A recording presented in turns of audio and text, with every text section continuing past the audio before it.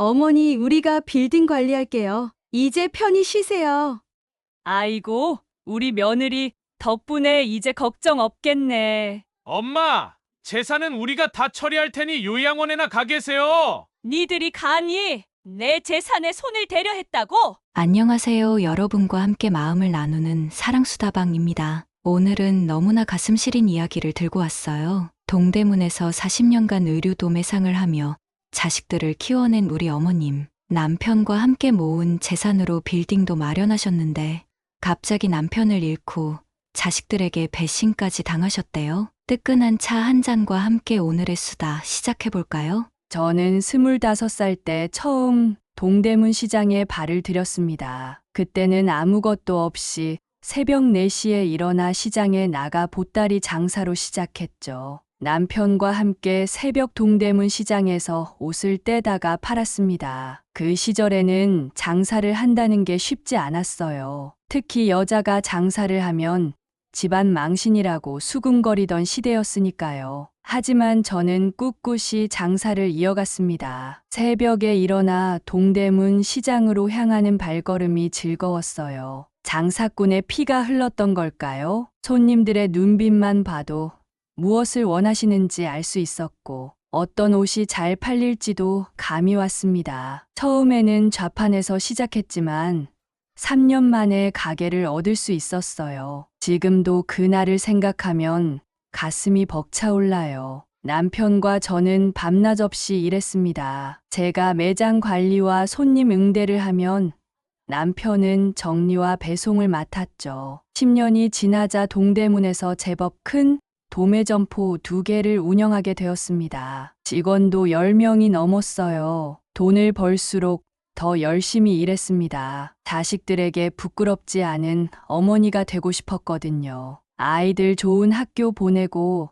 과외도 시키고 그렇게 하루하루 앞만 보고 달렸습니다. 40년이란 세월이 참 빠르게 지나갔습니다. 동대문 시장의 호황기도 겪었고 어려운 시기도 겪었죠. IMF 때는 정말 힘들었어요. 하지만 그때마다 이를 악물고 버텼습니다. 장사라는 게 원래 그런 거니까요. 좋을 때 조심하고 나쁠 때 견디면 된다고 생각했어요. 지금 생각해보면 그 고생이 헛되지 않았다는 생각이 듭니다. 자식들 잘 키워냈고 빌딩도 한 채 있으니까요. 힘들게 모은 돈으로 15년 전 처음 빌딩을 매입했을 때가 생각납니다. 당시에는 많은 분들이 말렸어요. 장사가 잘 되는데 왜 하던 일을 줄이고 다른 걸 하냐고요. 하지만 저는 제 눈에 들어온 그 빌딩을 놓칠 수 없었습니다. 남편도 저를 믿고 따라주었죠. 처음엔 정말 작은 빌딩이었습니다. 5층짜리의 낡은 건물이었지만 제게는 보물 같았어요. 세입자들도 오래된 분들이 대부분이라 임대료도 시세보다 낮은 편이었습니다. 하지만 괜찮았어요. 천천히 고쳐가면 되겠다 생각했거든요. 매달 들어오는 임대료로 조금씩 건물을 수리했습니다. 낡은 벽지도 바꾸고 화장실도 고치고 세입자분들과 상의해가며 하나둘 손보다 보니 건물이 달라지기 시작했어요. 주변에서도 알아봐 주더군요. 그러다 5년쯤 지났을 때였을까요? 이 지역이 갑자기 뜨기 시작했습니다. 재건축 이야기도 나오고 지하철도 생긴다고 하니 부동산 가격이 천정부지로 올랐죠. 주변에서 매수 제안도 많이 들어왔습니다. 하지만 저와 남편은 팔지 않기로 했어요. 이제 막 궤도에 오른 임대 사업을 포기하고 싶지 않았거든요. 10년이 지나자 빌딩 가치는 제가 산 금액의 5배가 넘게 올랐습니다. 주변 시세를 보면 지금은 10배는 된다고 해요. 하지만 저는 큰 돈보다 안정적인 수입에 더 가치를 뒀습니다. 매달 꾸준히 들어오는 임대료는 노후를 든든하게 받쳐주는 기둥이 되어 주었으니까요. 남편과 저는 욕심내지 않고 살았습니다. 빌딩에서 나오는 수입으로 충분했거든요. 가게도 하나로 줄이고 무리하지 않게 장사를 이어갔죠. 자식들 결혼도 시켜주고 손주들 돌잔치도 해주고 그렇게 행복한 나날을 보냈습니다. 세월이 흘러 어느덧 제법 알아주는 건물주가 되었네요. 하지만 전 여전히 그때나 지금이나 같은 마음입니다. 세입자분들과 잘 지내고 건물 관리만 잘하면 된다고 생각했죠. 큰 돈을 벌지는 못해도 평생 든든한 노후 자금이 될 거라 믿었으니까요. 두 아들을 키우며 늘 최선을 다했습니다. 큰아들 준호는 공부를 참 잘했어요. 좋은 대학교를 나와서 IT 기업에 취직했죠. 지금은 팀장 자리에 올라 월급도 제법 받는다고 합니다. 작은 아들 민호는 형과는 달랐어요. 공부보다는 사업하겠다며 자기 길을 가겠다고 했죠. 처음에는 걱정이 많았습니다. 하지만 아이들 각자의 선택을 존중해 주기로 했어요. 그렇게 두 아들은 결혼도 하고 각자의 가정을 꾸렸습니다. 겉으로 보기에는 평범한 중산층의 모습이었죠. 친구들도 부러워할 만큼 자식 농사는 잘 지었다고 생각했어요. 그런데 10년 전 예기치 못한 일이 있었습니다. 제 여동생 부부가 교통사고로 갑자기 세상을 떠난 거예요. 그때 조카 준영이가 중학생이었는데 그 어린 나이에 부모를 잃은 아이를 보는 게 너무 가슴 아팠습니다. 저와 남편은 고민도 없이 준영이를 데려왔어요. 피는 물보다 진하다고 그 아이는 우리 막내 아들이나 다름없었으니까요. 처음에는 많이 힘들어했습니다. 밤마다 울면서 부모님을 찾았죠. 그럴 때마다 꼭 안아주며 밤을 지새웠어요. 준영이는 착한 아이였습니다. 공부도 열심히 하고 어른들 말씀도 잘 들었어요. 무엇보다 감사할 줄 아는 아이였죠. 용돈을 주면 항상 반은 모아뒀다가 제 생신 때 선물을 사오곤 했어요. 지금도 대학생이 되어서 아르바이트를 하면서도 매주 찾아와 안부를 묻고 함께 식사를 하곤 합니다. 처음에는 두 아들도 준영이를 잘 챙겼습니다. 친동생처럼 대해주고 생일도 챙겨주고 하지만 시간이 지날수록 달라졌어요. 특히 준영이가 대학에 들어가고 나서부터였죠. 제가 준영이 등록금을 내주는 것을 못마땅해 하더군요. 유산 상속 문제로 준영이까지 끼어들까봐 걱정하는 눈치였습니다. 하지만 전 준영이를 더욱 아끼게 되었어요. 매일 아침 안부 전화를 하고 주말이면 찾아와 말벗이 되어주고 그 따뜻한 마음이 제겐 큰 위로가 되었습니다. 제 두 아들은 겉으로는 잘 사는 것 같았지만 뭔가 허전했어요. 반면 준영이는 그 어려운 상황 속에서도 늘 감사하며 살아가는 모습이 대견했습니다. 그날은 평소와 다름없는 아침이었습니다. 남편은 여느 때처럼 아침 일찍 일어나 운동을 나갔습니다. 그런데 갑자기 병원에서 연락이 왔어요. 남편이 공원에서 갑자기 쓰러졌다고. 병원에 도착했을 때는 이미 말씀이 없으셨습니다. 의사 선생님 말씀으로는 심장마비였다고 하더군요. 그렇게 제 곁을 떠나버렸습니다. 40년을 함께 산 사람이 이렇게 허무하게 가버리다니. 장례를 치르는 내내 눈물도 나오지 않았어요. 그저 멍하니 하늘만 바라보았죠. 준영이가 제 옆에서 손을 꼭 잡아주었습니다. 그 아이도 어린 나이에 부모님을 잃더니 이번에는 삼촌까지 떠나보내게 되었으니 얼마나 힘들었을까요? 하지만 오히려 제게 힘이 되어주려 애쓰는 모습이 안쓰러웠습니다. 장례를 마치고 한 달쯤 지났을까요? 갑자기 두 아들 내외가 자주 찾아오기 시작했습니다. 그동안은 명절이나 생일에만 얼굴을 비추던 아이들인데 말이죠. 큰 며느리는 매주 반찬을 해온다며 들러서는 이것저것 살펴보았고, 작은 아들은 주말마다 찾아와 어머니 건강은 어떠시냐며 안부를 물었습니다. 처음에는 기뻤어요. 부모가 아프고 나이 들면 자식들이 찾아온다더니 우리 아이들도 이제 효심이 생겼나 보다 싶었거든요. 하지만 그들의 관심은 순수하지 않았습니다. 큰 며느리는 집안 구석구석을 살피며 통장은 어디 있는지, 도장은 어디 보관하시는지 묻곤 했어요. 작은 아들은 앞으로의 계획을 물으며 빌딩 관리는 어떻게 하실 거냐고 자꾸 캐물었습니다. 그때 전 의심하고 싶지 않았어요. 나이 든 어머니를 걱정하는 마음에서 그러는 거라고 믿고 싶었습니다. 하지만 준영이의 눈빛이 달랐어요. 그 아이는 두 사촌형들이 찾아올 때마다 불안한 기색을 감추지 못했습니다. 평소보다 더 자주 전화하고 틈만 나면 들러서 제가 필요한 건 없는지 살폈죠. 어느 날은 두 아들이 동시에 찾아왔다가 준영이와 마주쳤는데 그때 두 아들의 눈빛이 차갑게 변하는 걸 보았습니다. 하지만 그때 저는 애써 무시해서요. 당시에는 제 아들들이 그런 아이들일 거라고 생각하고 싶지 않았던 것 같아요. 큰 며느리가 저를 찾아온 건 남편이 떠나고 2달째 되던 날이었습니다. 평소와 다름없이 반찬을 들고 왔다가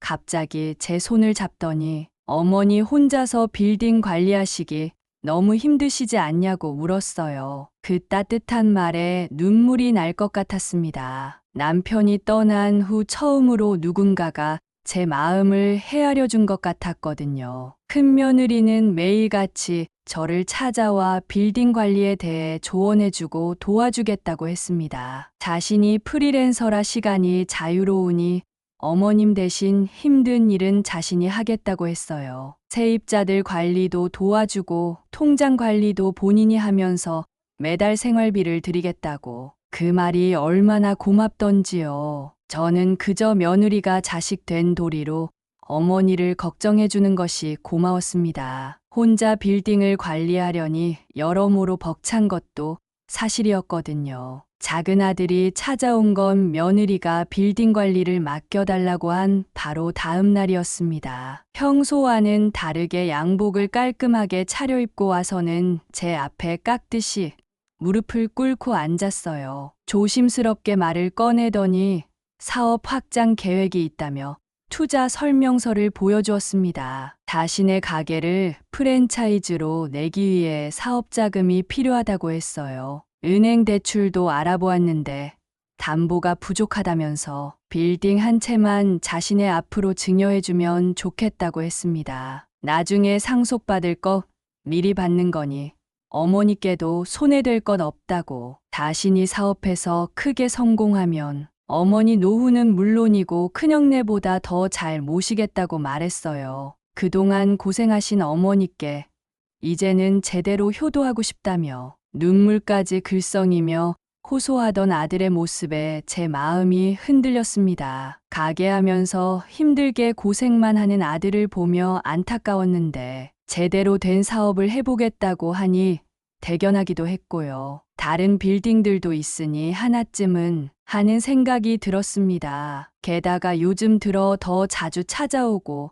살갑게 대하는 모습을 보니 이제야 효도할 마음이 생긴 건가 싶어 기특하기까지 했어요. 그렇게 저는 천천히 설득되어 갔습니다. 당장은 힘들다고 했지만 작은 아들은 포기하지 않고 매일같이 찾아와 자신의 사업 계획을 설명하고 효도하겠다는 약속을 했어요. 나중에 크게 성공해서 어머니 소원대로 해외여행도 보내드리고 꼭 자신이 모시겠다고. 그 말들이 그때는 전부 진심으로 들렸습니다. 큰 며느리와 작은 아들의 진심 어린 모습에 감동한 저는 결국 두 자식의 제안을 받아들였습니다. 큰 며느리에게는 빌딩 관리를 맡기고 작은 아들에게는 의류도매상을 정리하면서 마련한 돈을 주었어요. 이제는 젊은 사람들이 하는 방식대로 해보는 것도 좋겠다 싶었거든요. 게다가 혼자 모든 걸 챙기려니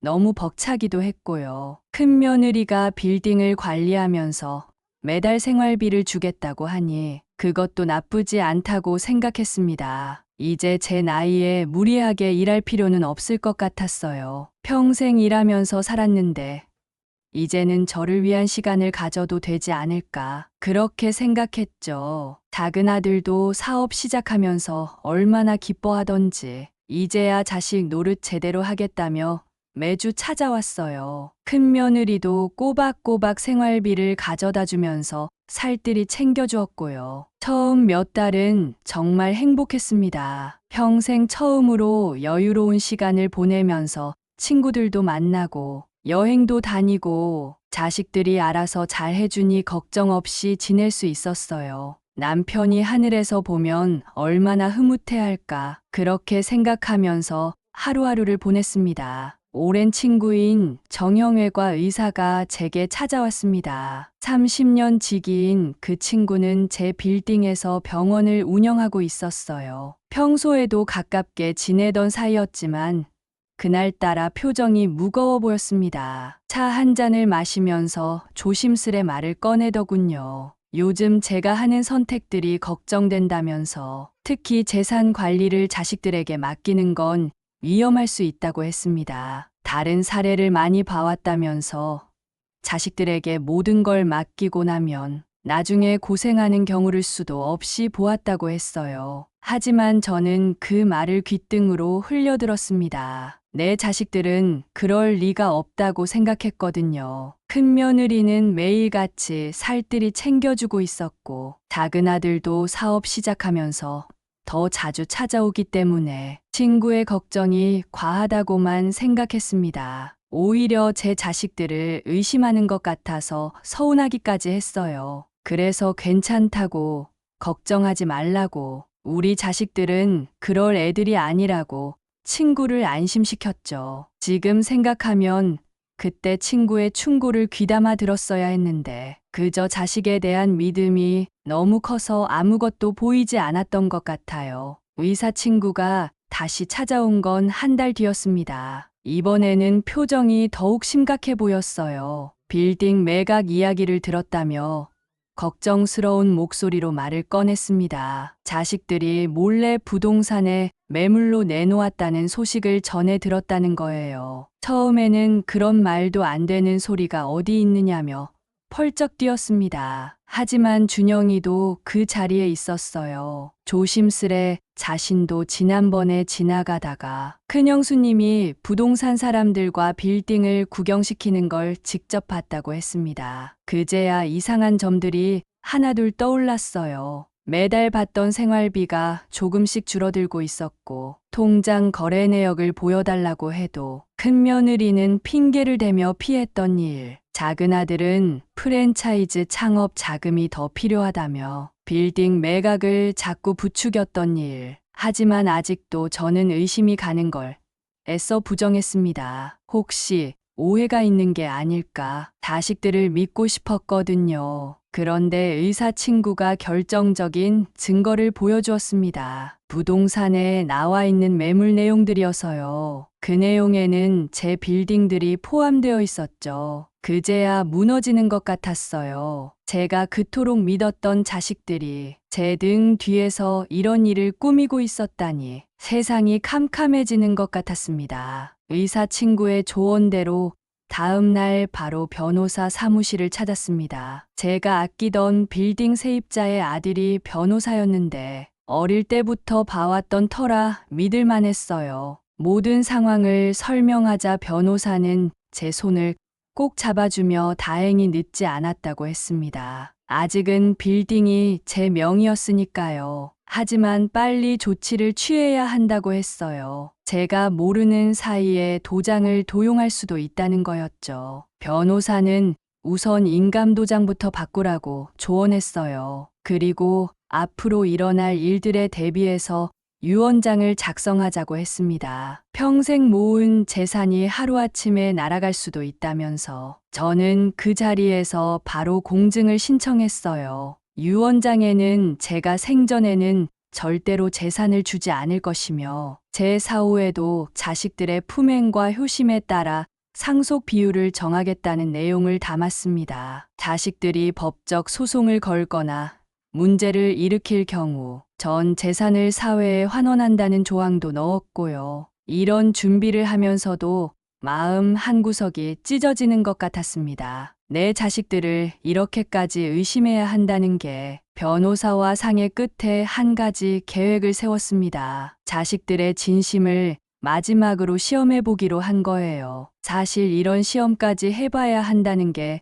너무 서글펐지만 마지막 희망을 걸어보고 싶었나 봅니다. 어느 날 갑자기 아프다며 자식들을 불렀어요. 평소보다 기운 없는 목소리로 전화를 걸어 다들 좀 와달라고 했죠. 아이들이 모이자 힘없는 목소리로 말을 꺼냈습니다. 요즘 들어 심장이 많이 안 좋아졌다고, 병원에서도 혼자 지내기는 힘들 거라고 했다면서 누군가의 간병이 필요할 것 같다고 했어요. 그동안 혼자서도 잘 지냈지만 이제는 힘에 부친다고. 그러자 자식들의 반응이 예상과 똑같았습니다. 큰아들은 잠시 침묵하더니 난처한 표정을 지으며 말했어요. 요즘 회사에서 중요한 프로젝트를 맡아서 야근이 많다고, 집에 있는 시간도 없는데 어떻게 간병을 하냐면서 작은 아들을 쳐다봤죠. 작은 아들은 더 심했어요. 사업 시작한 지 얼마 안 됐다고,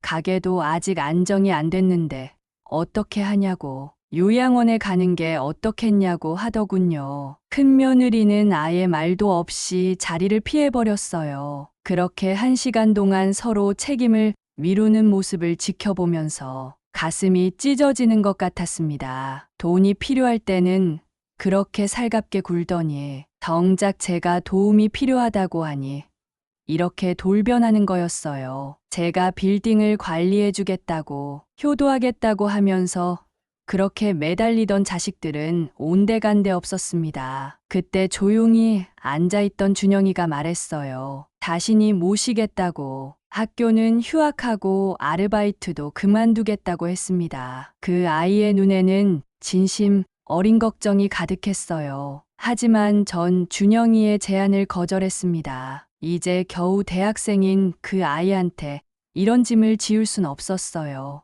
부모님을 잃고도 씩씩하게 자라준 아이의 인생을 제 욕심으로 망칠 순 없었으니까요. 자식들은 결국 요양원을 알아보기로 하고 돌아갔습니다. 발걸음을 옮기는 그들의 뒷모습을 보며 생각했어요. 자식들의 마지막 민낯을 보고 나니 더 이상 망설일 필요가 없었어요. 돈이 없으면 이렇게 쉽게 저를 버릴 자식들이었습니다. 이제 그들의 진짜 모습을 똑똑히 봤으니 저도 더는 어리석은 판단을 하지 않을 수 있을 것 같았어요. 의사 친구의 도움으로 요양원에 들어갈 준비를 시작했습니다. 겉으로는 자식들이 알아본 요양원에 가는 척했지만 실제로는 다른 곳으로 거처를 옮기기로 했어요. 의사 친구가 소개해준 조용한 전원주택이었습니다. 자식들에게는 요양원 주소도 알려주지 않았어요. 나중에 찾아오고 싶으면 요양원으로 연락하면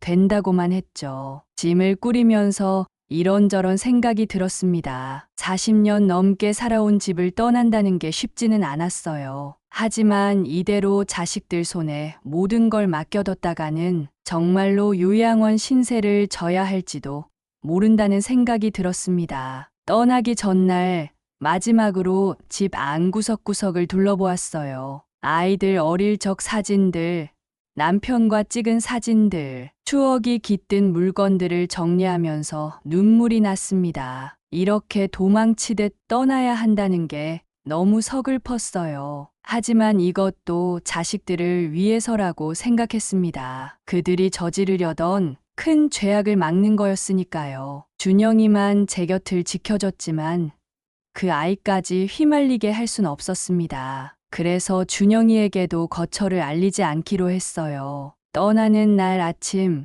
의사 친구가 차로 데리러 왔습니다. 마지막으로 집 앞에 서서 깊은 한숨을 내쉬었어요. 40년의 세월이 이렇게 끝나는구나 하는 생각에 가슴이 먹먹했습니다. 자식들에게는 요양원에 입소했다는 문자만 남겼어요. 어디인지는 묻지 말라고, 찾아올 생각이 있다면 연락하라고만 했죠. 새로운 거처로 향하는 차 안에서 마지막 문자를 보내며 생각했어요. 이제 6개월이라는 시간 동안 제 자식들의 진짜 모습을 지켜볼 수 있겠구나. 그들이 정말로 절 찾아올 생각이나 할까? 아니면 이대로 잊어버리려 할까? 앞으로의 시간이 두렵기도 했지만 한편으로는 혹시나 하는 마음에 기대도 됐습니다. 요양원에 들어갔다는 소식을 전하고 난 뒤 자식들의 반응은 예상했던 그대로였습니다. 처음 한 달은 잘 지내시냐며 가끔 전화가 왔어요.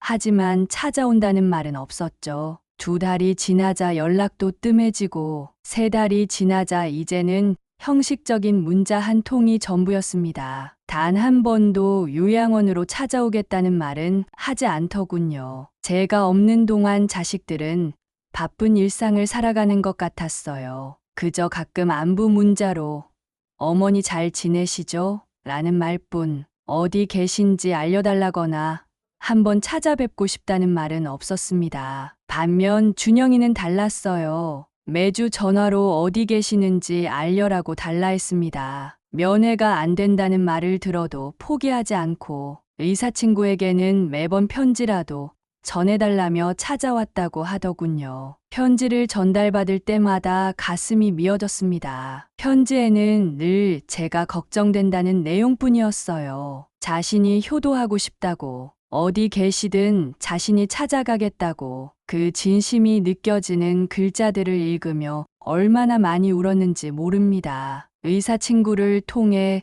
자식들의 근황도 들을 수 있었어요. 큰 며느리는 제가 없는 사이 임대료를 마음대로 올리고 있었고, 그동안 모아둔 임대료 통장도 자신의 것으로 만들어버렸다고 해요. 작은 아들은 여전히 빌딩 매각을 추진하고 있었죠. 심지어 제가 치매 초기 증상이 있어서 요양원에 들어갔다는 소문까지 퍼뜨리고 다녔다고 합니다. 그 말을 들으며 마음이 무너져 내렸어요. 이제는 자식들이 저를 치매 환자 취급까지 하면서 재산을 노리고 있다니. 6개월이라는 시간 동안 저는 조용한 시골 마을에서 지내며 많은 생각을 했습니다. 새벽이면 산책을 하고 텃밭도 가꾸면서 그동안의 제 삶을 돌아보았어요. 자식들을 위해 평생을 살아왔는데 정작 제가 힘들어졌을 때 자식들은 저를 이렇게 쉽게 잊어버리는구나. 남편이 이런 모습을 보면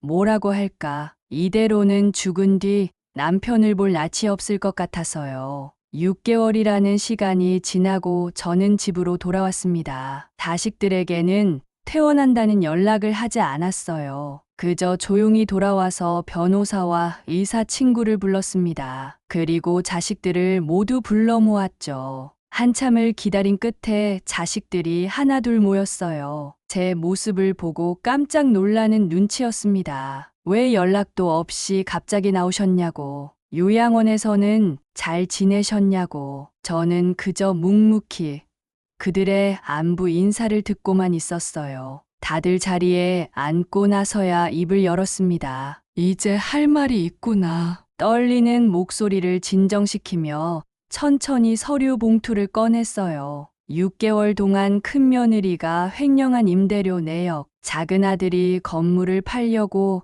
부동산을 만난 증거, 그리고 제가 치매라고 소문낸 증거들 하나하나 책상 위에 올려놓았습니다. 자식들의 얼굴이 하얗게 변해갔어요. 서로 얼굴만 바라보며 말을 잇지 못했습니다. 변호사가 준비한 자료들을 하나씩 꺼내놓으며 차갑게 입을 열었습니다. 며느라, 이제부터 빌딩 관리에서 완전히 손 떼거라. 횡령한 임대료도 전부 반환해. 일주일 안에 임대료를 불법으로 인상한 증거, 세입자들을 협박한 증거, 횡령한 통장 내역까지 수년을 넘게 저와 함께 해온 세입자분들을 괴롭히고 협박한 증거들이 고스란히 담겨 있었습니다. 큰 며느리는 그 자리에서 주저앉아 울기 시작했어요. 변명하려 했지만 제 손에 들린 증거들 앞에서는 아무 말도 나오지 않는 듯 했습니다. 세입자분들이 직접 찍은 동영상,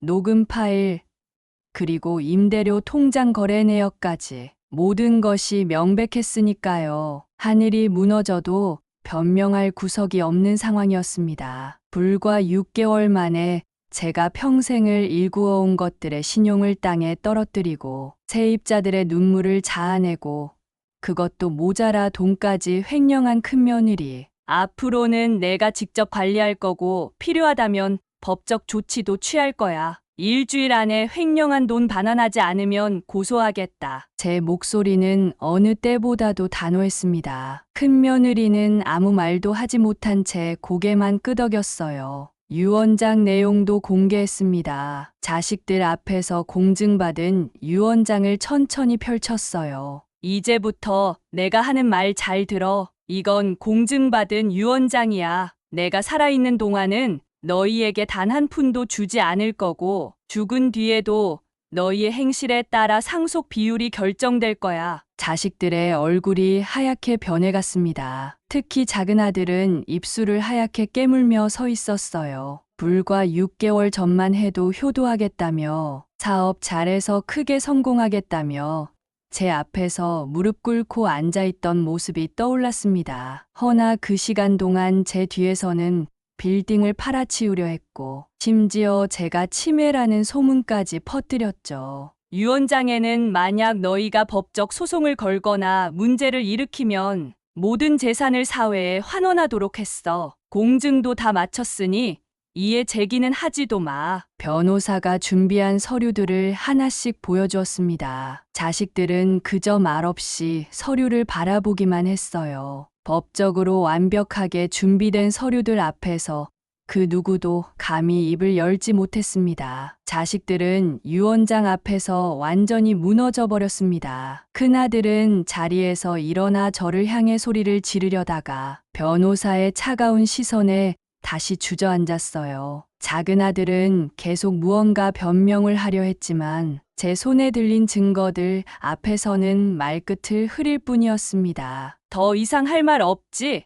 이제 돌아가. 그리고 앞으로 재산 때문에 날 찾아오지도 마. 제 말이 끝나자 자식들은 고개를 푹 숙인 채 자리를 떠났어요. 마지막까지도 진심 어린 사과 한마디 없었습니다. 그저 재산을 빼앗길까봐 두려워하는 눈빛뿐. 그들이 떠나고 난 빈자리를 보며 가슴 한켠이 아려왔습니다. 평생을 바쳐 키운 자식들인데 이렇게 남처럼 돌아서야 한다는 게 너무 서글펐어요. 하지만 이제는 뒤돌아볼 수 없었습니다. 자식이라는 이름으로 저지른 배신을 용서할 순 없었으니까요. 제가 쓴 유언장은 법적으로 완벽했습니다. 자식들이 이의를 제기하거나 소송을 걸면 모든 재산이 사회로 환원되도록 해놓았어요. 그들은 이제 제 앞에서 더 이상 아무것도 할 수 없었습니다. 그날 밤 혼자 남은 집에서 오랜만에 편안한 잠을 이룰 수 있었어요. 이제는 더 이상 자식들의 배신으로 가슴 아파하지 않아도 된다는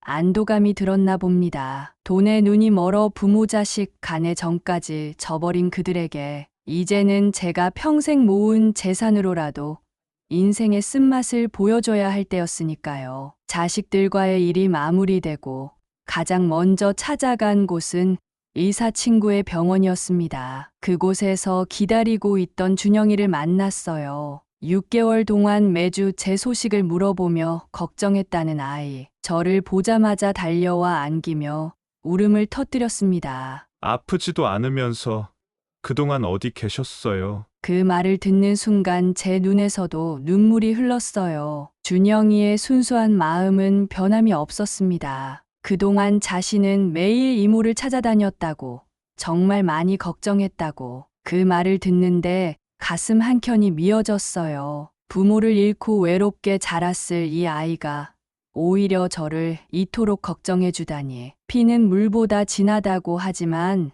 피보다 더 진한 게 마음이란 걸 깨달았습니다. 의사 친구는 준영이가 정말 성실하게 저를 찾아다녔다고 했어요. 매주 빠지지 않고 병원에 들러 제 소식을 물었다고 합니다. 세입자분들에게도 수시로 연락해서 큰며느리가 횡령하는 것을 감시했다고 하더군요. 그 어린 나이에 어쩜 그렇게 어른스러울 수 있었는지 생각해보면 준영이는 늘 그랬습니다. 중학생 때 부모님을 잃고 우리 집에 왔을 때도 늘 씩씩하게 자신의 몫을 다했어요. 공부도 열심히 하고 어른들 말씀도 잘 듣고 용돈을 주면 항상 반은 모아서 제 생일 선물을 사올 정도로 효심 깊은 아이였죠. 대학생이 된 지금도 아르바이트를 하면서 학업을 이어가는 모습이 대견했습니다. 이제부터 내가 빌딩 관리를 해주면 좋겠다. 제 말에 준영이는 놀란 눈으로 저를 바라봤어요. 자신은 아직 경험도 없고 너무 어리다며 손사래를 쳤지만 저는 이 아이라면 믿을 수 있었습니다. 세입자분들을 내 가족처럼 생각하고 정직하게 관리해 줄 거라는 확신이 들었거든요. 큰 며느리가 빌딩을 관리하면서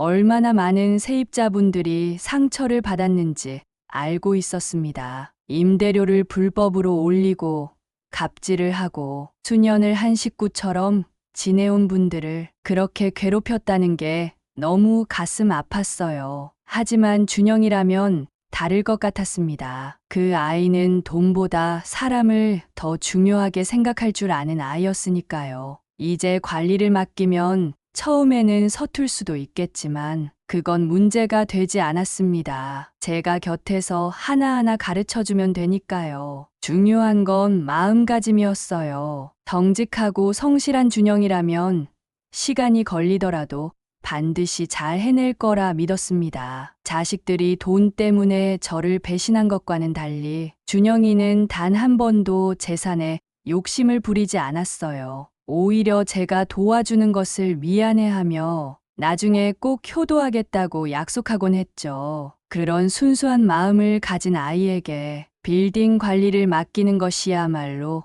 가장 현명한 선택이라는 생각이 들었습니다. 이제는 자식이라는 이름값도 못하는 사람들보다 진정으로 마음을 나눌 수 있는 사람과 함께하고 싶었어요. 피보다 더 진한 게 마음이라는 걸 준영이를 통해 깨달았으니까요. 앞으로는 이 착하고 성실한 아이와 함께 새로운 시작을 해나가려고 합니다. 그렇게 1년이라는 시간이 흘렀습니다. 제가 예상했던 대로 준영이는 빌딩 관리를 정말 잘해주었어요. 세입자분들과도 친하게 지내고 건물 관리도 꼼꼼하게 했죠. 무엇보다 매달 정직하게 통장 정리를 해와서 보여주는 모습이 기특했습니다. 자식들은 가끔 명절에 형식적으로 찾아오긴 했지만 더 이상 예전처럼 살갑게 굴지는 않았어요. 재산에 대한 미련은 있었겠지만 공증된 유언장 앞에서는 어쩔 수 없었나 봅니다. 처음에는 서운하기도 했지만 이제는 담담하게 받아들일 수 있게 되었어요. 돈으로 살 수 없는 게 자식의 마음이라는 걸 깨달았거든요. 준영이는 학교를 다니면서도 틈틈이 빌딩 관리를 하느라 바빴지만 늘 즐거워 보였습니다. 자신이 받은 사랑을 이렇게라도 갚을 수 있어서 행복하다고 그 말을 들을 때마다 코끝이 찡했어요. 돈 때문에 변질된 자식들과는 달리 준영이는 늘 한결같은 마음으로 저를 생각해 주었으니까요. 세입자분들도 많이 달라지셨어요. 이제는 준영이를 통해서 임대료를 내시는 게 편하다고 큰 며느리 때처럼 스트레스 받지 않아서 좋다고 하시더군요. 20년 넘게 한 식구처럼 지내온 분들이 다시 편안해 하시는 모습을 보니 마음이 놓였습니다. 가끔 밤에 혼자 있다 보면 자식들 생각이 나기도 합니다. 내가 너무 강하게 나간 건 아닐까 하는 생각도 들었죠. 하지만 그 아이들이 저지른 일을 생각하면 이게 최선의 선택이었다는 걸 다시 한번 깨닫게 됩니다. 자식이라는 이유로 모든 걸 용서할 순 없었으니까요. 이제는 제 선택이 옳았다는 걸 확신합니다. 피보다 더 진한 게 마음이라는 걸 준영이를 통해 배웠어요. 혈연 관계라는 이유로 잘못된 행동을 용서하는 것보다 진심으로 서로를 생각하는 마음이 더 중요하다는 것도 알게 되었고요. 앞으로도 이렇게 준영이와 함께 세입자분들과 함께 새로운 가족을 이루며 살아갈 생각입니다. 비록 제 배 아파 낳은 자식은 아니지만 서로를 진심으로 생각하는 마음만큼은 누구보다 따뜻한 진짜 가족이니까요. 이제는 더 이상 자식들의 배신에 아파하지 않아도 됩니다. 제게는 이미 더 소중한 가족이 생겼으니까요. 여러분과 함께 마음을 나누는 사랑수다방이었습니다. 자식들의 배신으로 얼마나 가슴이 아프셨을까요? 하지만 조카의 따뜻한 마음이 결국 새로운 희망이 되어주셨네요. 우리도 오늘 한 잔의 차처럼 따뜻한 마음을 나눠 보아요. 여러분의 따스한 응원 한마디를 댓글로 남겨주세요. 구독과 좋아요는 수다방의 즐거운 이야기를 이어가는 힘이 됩니다. 다음 수다 시간에 또 만나요. 우리 수다방은 언제나 여러분의 마음을 따뜻하게 데워드립니다.